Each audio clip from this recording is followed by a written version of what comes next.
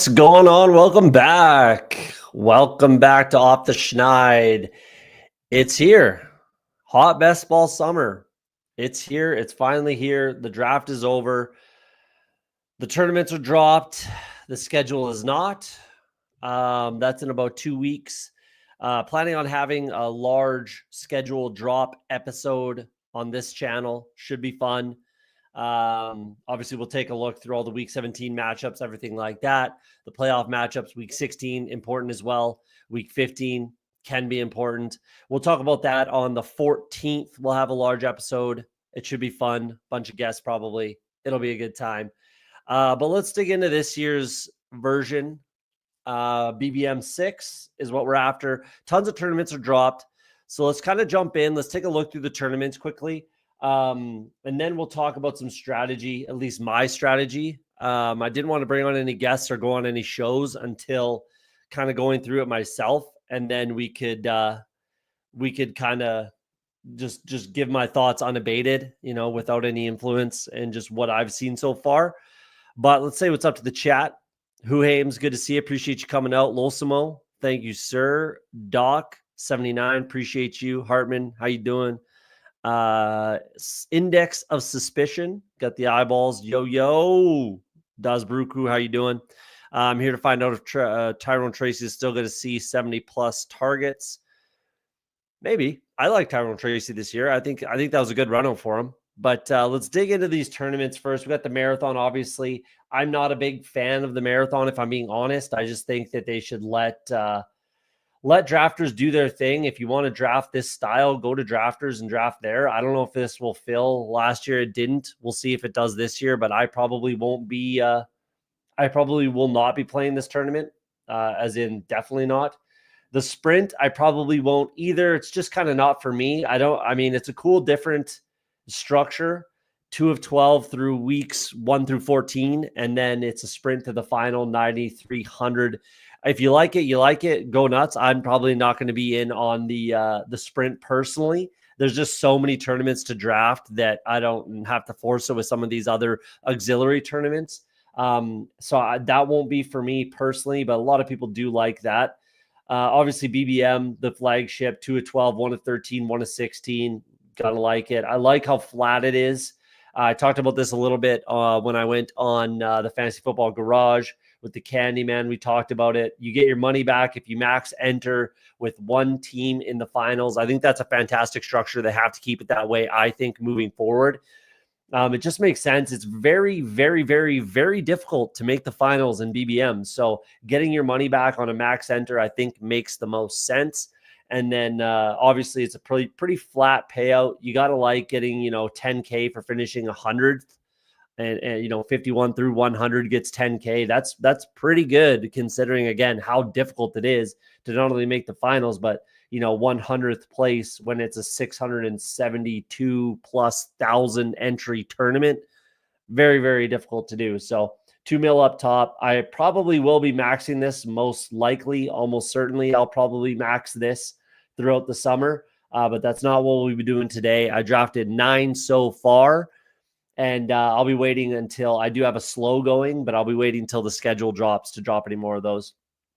The big dog I won't be entering. It's just a little, again, considering the volume I'll be doing and, some of the higher value stuff I'll be doing, maybe $100, $50 chow, stuff like that definitely will be on the menu. But the big dog isn't for me. Just don't have the budget for it. I'll be spending more than enough money on best ball, so I don't need to force anything like that. The eliminator, I definitely want to get in a little bit. It's definitely a different structure than it was last year. 50% advancement all the way through, and then a 3-seat final in week 17 for 200K up top. That's pretty juicy. I'll definitely be getting into this. And I know, again, shout out Chris, the Candyman from Fantasy Football Garage. I'll be going on his show on Friday to draft a little bit of this eliminator. So that should be a fun sweat. I'll definitely be getting, I don't know how many entries. I don't know, maybe like 25, 50, something like that I might do of this eliminator just for shits and gigs kind of thing. But definitely won't be maxing. The Schnauzer 20 max, 100K up top. That is super, super juicy for a $3 entry tournament. You gotta like that. So I'll obviously be getting my 20 in, that's for sure. Anything that's like a 20 max, I'll pretty much be maxing regardless. I love the poodles. I'll be maxing all the poodles. I've done very well in the poodles personally. I really like those time box type tournaments where you can just max them out, and then again, it's in a time frame, so things can change around it. It doesn't matter. It's what's going on in that time box. So I'll be maxing anything that's like a 20 max. I am going to try to wait until the schedule drops to draft any of these. I was going to do this tonight, but if I can wait till the schedule drops to get my 20 in, I'm going to do that. If not, then we'll see, and I'll take it as it comes. We'll be doing some puppies tonight in a minute here. But I'll definitely be maxing this sucker out. If you can win 100K on a $3 entry, that is super juicy. And then the weekly winners, I've got 5 in so far. I'll keep drafting these. Oh, I might have had one refunded because it was a little ridiculous what was going on. Yep, down to 4. Okay. So that's cool. Either way, I'll probably get one more in at some point. I do like the weekly winners, just a weekly sweat. I'll only do like 20, 25 of these, something like that. Nothing crazy, just to have a little weekly sweat. And I think it's a different strategy. Plus the rooms are a little softer right now, in my opinion. So if you are drafting weekly winners, I would probably get drafting early and then take it from there.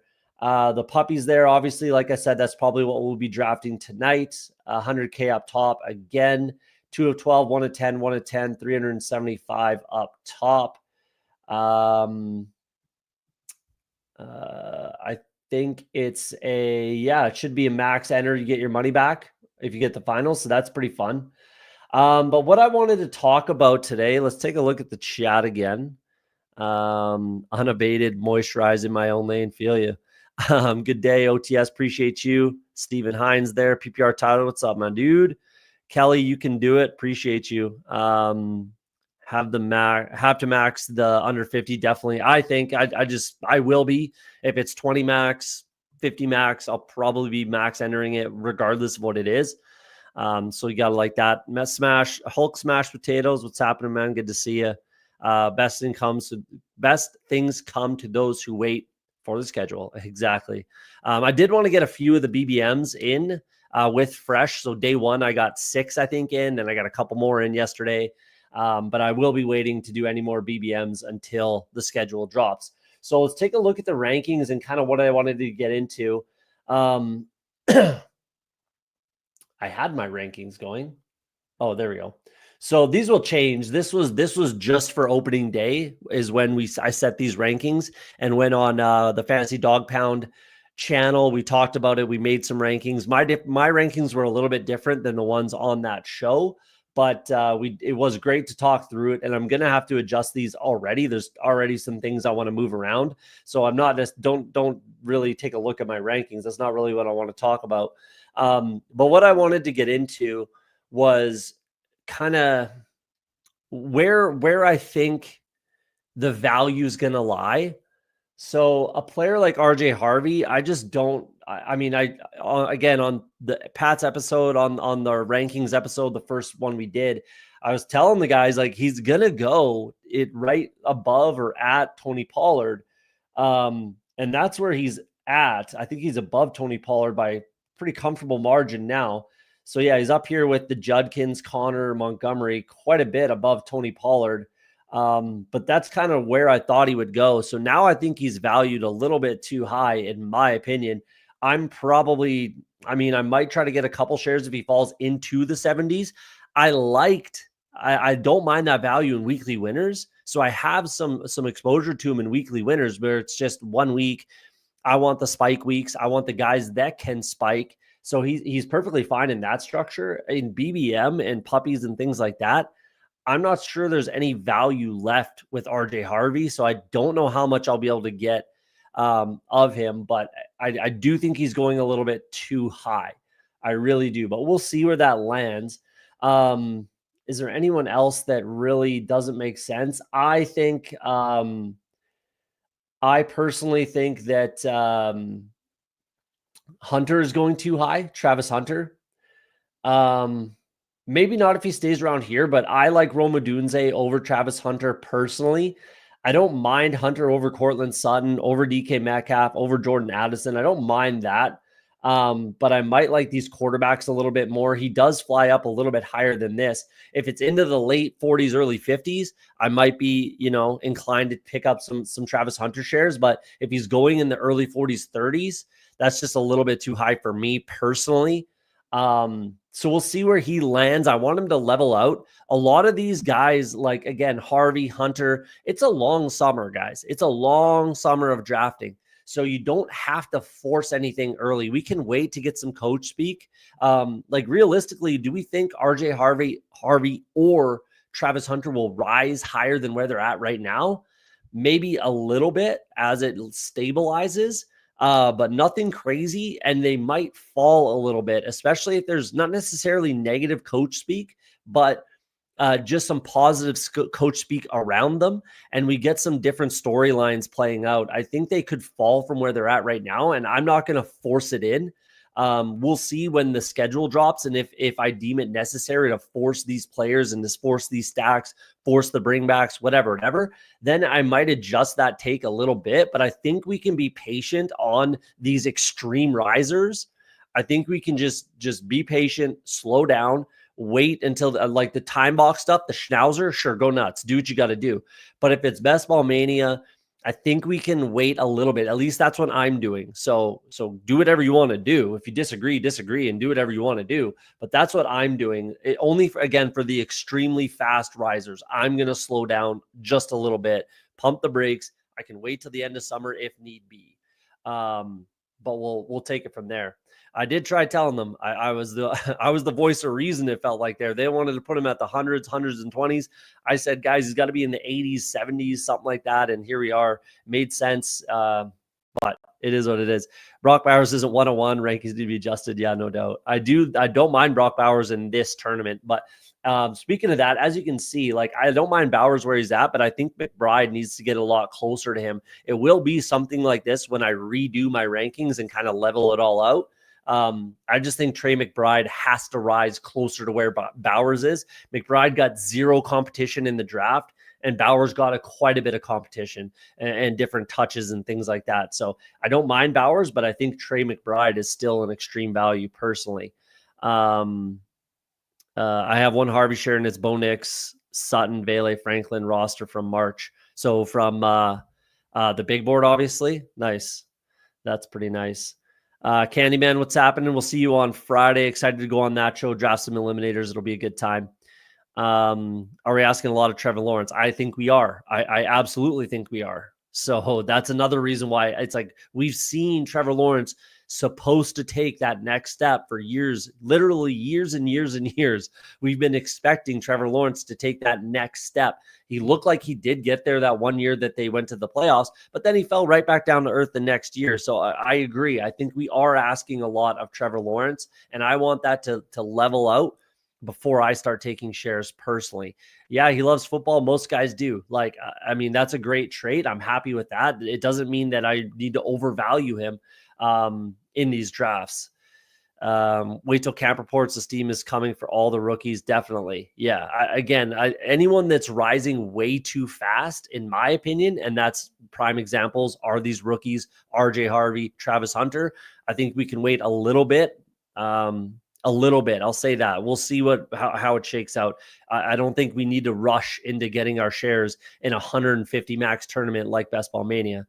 It's like a stock that gets overbought up and down, up, down, up again. Definitely. That's what Travis Hunter did in the big board too. He was, really high. Then he got some negative speak. He's a cornerback, blah, blah, blah. So he fell, and then he moves back up towards the end. So, if you're buying him in the 140, you're happy about that. But either way, it is like a stock market. Each player is like its own, stock price, I guess, if you will.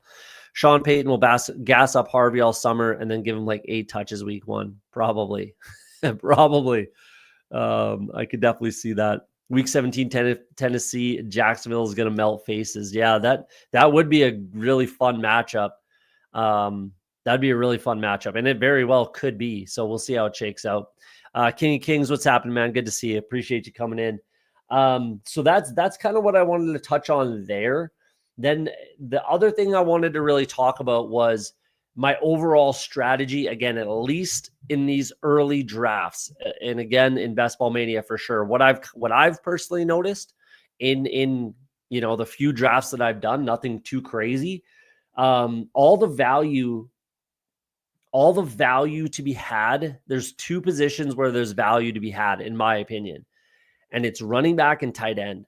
That's where I think the value lies. So looking at running backs, like, yeah, you can get your first round, second round guys. That's great. But at the end of these drafts, like even in the, late, whatever we want to call it, don't worry about these rankings. Those are just guys that weren't ranked that I pulled up so I wouldn't forget about during the opening day where they weren't ranked. But regardless, there's value to be had with these types of guys. So let's go all the way down. There's Phil Maffa there with Dallas. I haven't clicked him and I probably won't, but you never know. It's just a guy that I wanted to remember for opening day. Khalil Mullings, there could be some value there. Dameon Pierce, he's possibly the RB2. I like Woody Marks more, and so does the market so far. Kyle Monagai is there. Audric Estime, my guy Audric Estime got a fantastic run out. He's still a very viable click in 18th round, in my opinion. Woody Marks, another guy that I like at the end of drafts. Jordan James is viable. Jarquez, Marshawn Lloyd is still the backup there that I like. Rashawn Johnson, people are clicking. I'm still quite not. Rashard Smith, I think there's a ton of value in. Either way, what I'm getting at is that towards the end of the draft or like the middle and late rounds is where you can pick up a lot of value with running back. A lot of these Ray Davis, Rashad White, Tyler Algier types, right? Even DJ Giddens is in that vein, Braylon Allen, right? All these types of handcuffs. And then there's a bunch of fun rookies that can score from anywhere on the field, like Jaden Blue, Bashal Tootin, guys like that, right? And Ramondre Stevenson is just plummeting down the board. So I'm personally gobbling up some shares there. But there's just a ton of value that you can get later in the draft at running back. So that's where I'm looking. And then the other thing is tight end. There's tons of value towards the end with some of these rookies, Terrace Ferguson, Mason Taylor. And then there's this whole batch of just quality veteran, tight ends that were there in the big board as well, like Cade Otton, Freiermuth, Gesicki, Hunter, Ertz, right? Strange. It depends on how you're building, but there's tons of options at the end of drafts at tight end. So what I'm thinking my strategy is going to be a lot of times is going after certainly wide receiver. Essentially, it's going to be a lot of zero RB type builds. Not because I'm a zero RB bro. And if you watch this show, I'm not a zero RB bro at all. I'll take whatever strategy works and I'll mix into my portfolio all of the different strategies, zero RB, hero RB, whatever you want to call it, zero wide receiver, whatever the acronyms, whatever we're calling these things. Yeah, I want to do all of them. But I think my overwhelming strategy early is going to be like a hero RB build where I get a running back either in the first round or the second round, and then I don't take another until like the 10th.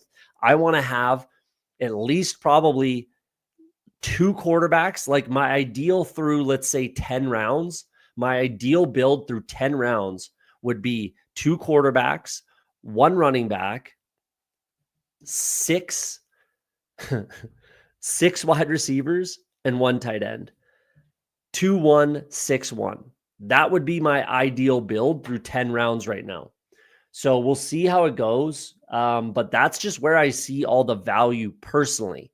I could be wrong on that, obviously, but that's kind of the direction that it seems. There's not a lot of easy clicks at the end of drafts at wide receiver where there used to be in the big board. Either we got some clarity with some of these veterans where they either got replaced or some serious competition, or these rookies have just risen and flown up the board, right? And they're no longer viable clicks. Well, they're viable clicks. Sorry, you just have to take them in the 10th, 11th, 12th round instead of the 16th through 20th round now. So let's jump back in the chat and then we'll get into a draft and kind of put this all into play. Can't fade the early down back anymore because the smaller guy can't handle all the work for 17 games. Sure. I mean, you got like, absolutely. Estime, Najee, definitely they can all be relevant. Like Estime for sure. We're seeing more running in the NFL right now. I've been predicting this for years. Literally, it's going to happen, and it's going to happen quickly. And I think it's happening right now. And we saw it start last year, and I think it's going to get exacerbated a little bit more this season, where teams are running the ball more frequently at a higher clip, controlling the ball, controlling the clock, and pounding their big body running backs a lot of times. I think Mondre's a buy too. If he keeps falling, I'm going to keep taking him. Absolute force that forks down on Mondre now that the Patriots offense is pointing up a bit. I mean, there's risk there. Obviously, I do like Trevion Henderson for sure. And I do like that offense. Absolutely. But I just think that like it's going to be a two-headed backfield, much like every NFL team is. Almost every team in the NFL has two quality backs that they can use, and they're going to. And Ramondre is going to be on this team. He's going to have a role. They're paying him too much money for him to not get the ball, so he will be. Freiermuth is definitely free. If Rodgers lands a pit, Freiermuth is going to eat. I agree with that. Zero IB till I fucking die. Enjoy your prunes and early RBs, Boomer. I'll take one or two early RBs. Like I said, I want 2 quarterbacks, 1 running back, 6 wide receivers, and 1 tight end by round 11. That's my typical build. Which running back at ADP do you think? I like Tootin for sure. I'm going to keep going down that road. I was a massive Tootin bro in the big board. I was probably the first person that you know of that was on Bashal Tootin. I was talking about him January 2nd is when I started tweeting about Bashal Tootin. He was my guy. He's my most drafted running back right now in the big board. We'll see how it goes, but I like Tootin. He can score from anywhere. I think that the coaches are going to fall in love with him. I know for a fact that the GM literally leveraged picking Bashal Tootin in day 3. He leveraged that to get the job in Jacksonville, quite literally. And then he does get the job. He does pick him day 3, and we'll see where it goes from there. But I think the coaches will fall in love with him. He can score from anywhere. I like Tootin for sure. RB rooms seem more muddied than this year than last year, so there's value to be had. Definitely. I just think that the teams are going to run the ball more. There's going to be more volume overall for all of these backfields, unless like for the worst team in the NFL. But who's that going to be? Maybe the Saints, but Kamara gets his role there too. So regardless, we can kind of talk more into that if you like. Bashal, the tool man, Tootin, definitely. Let's jump into a puppy. We're going to do a puppy 1. 30-second clock. Let's do a 30-second clock puppy. The 20 is really quick. It's really quick. So if you want to get in, there's waiting on 5. If you want to come draft, 30-second clock, not a 20, a 30-second clock. The 20-second clocks are fun, but I definitely want to give myself a few more seconds when streaming. It's definitely giving away some free EV, that's for sure. It's a little difficult to draft and stream, as we all know, but yeah, I'll give myself an extra couple seconds with it. We're at the 9 spot. We got Lolsimo in the 3, Das Bruku in the 4, FK Coolers in the 5. We got King of Kings in the 8. If you're in the chat and in the draft, let me know. We got a couple badges in here, so we'll see how that goes. There's some funny things going on as we see, as soon as it opens up. We definitely see some silliness when it first opens up, but we'll take it from there. It happens. Hopefully nothing gets thrown out too much. Like I said, I already got a weekly winners thrown out. So that's annoying, but not the end of the world.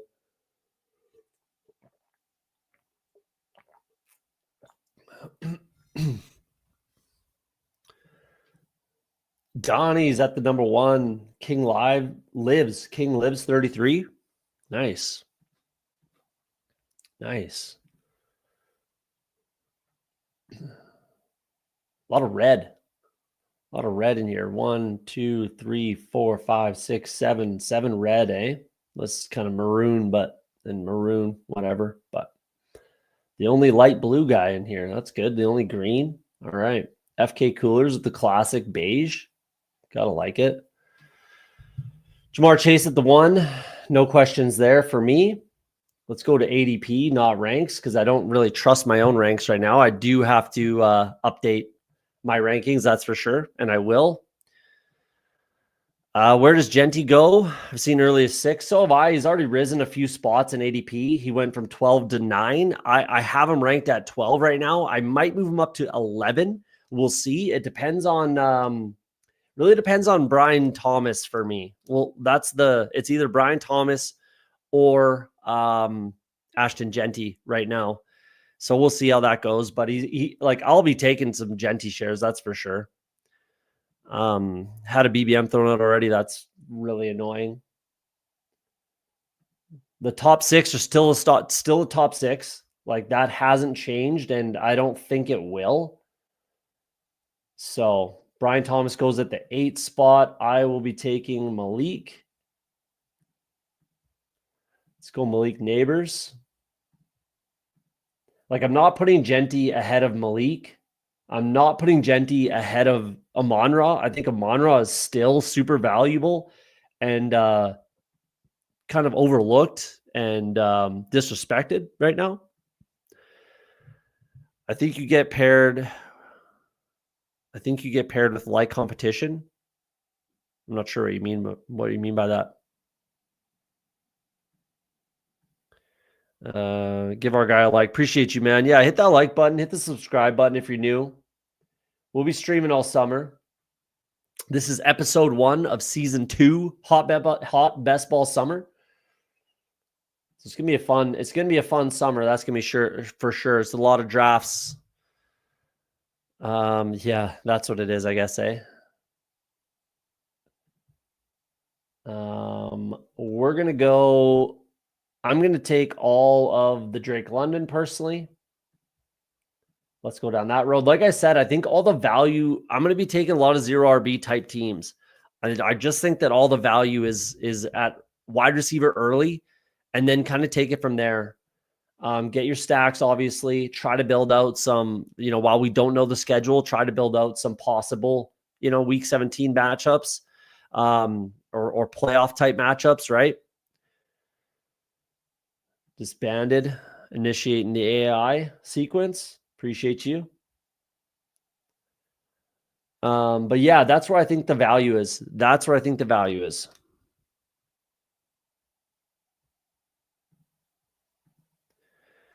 Feels a lot different after the draft, that's for sure. Yeah, it gets pretty tough towards the end.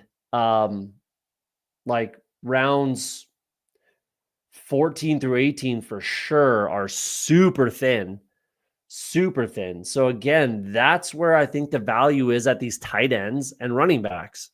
I don't think there's any value in these later quarterbacks. Like I want to be done picking quarterback. Michael Penix. Realistically, like it's Michael Penix. Maybe Tua if I'm building Dolphin stacks. But other than that, I really would like to be finished, and I'd like to be done at 2 of these quarterbacks. That's going to be my overwhelming, most common build is a 2 quarterback build overwhelmingly, because I want to be done by pick 140 basically at quarterback. So we'll see how that works out, but that's my plan as it sits right now.